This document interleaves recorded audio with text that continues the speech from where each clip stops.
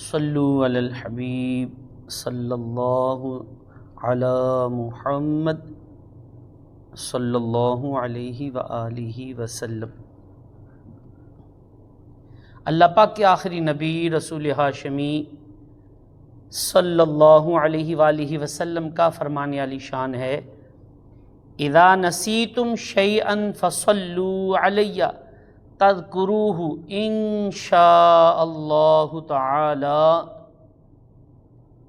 یعنی سرکار دو عالم صلی اللہ علیہ وسلم نے ارشاد فرمایا، جب تم کوئی چیز بھول جاؤ تو مجھ پر درود پاک پڑھو، انشاء اللہ عز و جل وہ بات یاد آ جائے گی۔ اے مدینے کے تاجدار سلام، اے غریبوں کے غم گسار سلام، میرے پیارے پہ میرے آقا پر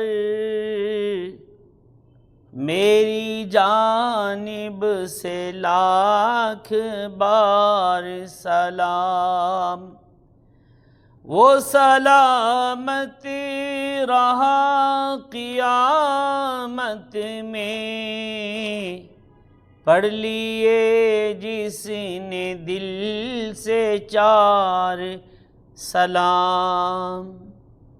صلو علی الحبیب صلی اللہ تعالی علی محمد صلی اللہ علیہ وسلم۔ یکم محرم شریف کو مسلمانوں کے تیسرے خلیفہ، وزیر مصطفیٰ، ترجمان نبی، ہم زبان نبی سیدنا عمر فاروق اعظم رضی اللہ تعالی عنہ کا یوم شہادت ہے۔ سیدنا فاروق اعظم رضی اللہ تعالی عنہ عظیم الشان صحابی رسول ہے، محبوب ذی شان صلی اللہ تعالی علیہ وآلہ وسلم نے دعا کی تھی، اللہم اعز الاسلام بعمر بن الخطاب خاصتاً، کہ اللہ پاک عمر بن خطاب ہی کے ذریعے اسلام کی عزت میں اضافہ فرما۔ اور آپ صلی اللہ علیہ وآلہ وسلم کی اس دعا کے نتیجے میں سیدنا عمر فاروق اعظم رضی اللہ تعالیٰ عنہ نے اسلام قبول کیا، اس لیے آپ کو مراد رسول بھی کہا جاتا ہے۔ صلو علی الحبیب صلی اللہ علی محمد صلی اللہ علیہ وآلہ وسلم۔ فضائل سیدنا فاروق اعظم رضی اللہ تعالیٰ عنہ پر احادیث مبارکہ سماعت فرماتے ہیں۔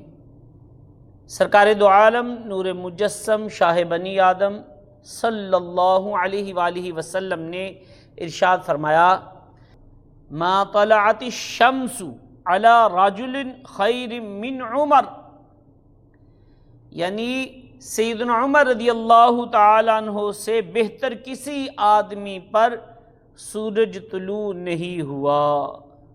صلو علی الحبیب صلی اللہ علی محمد۔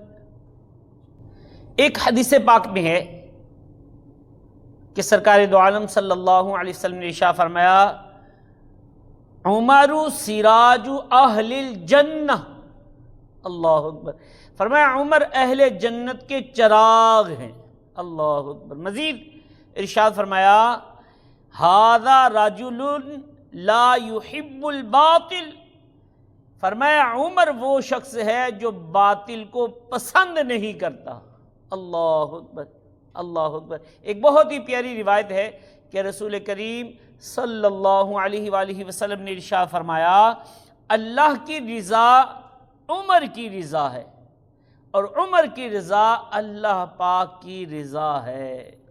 صلو علی الحبیب صلی اللہ علی محمد۔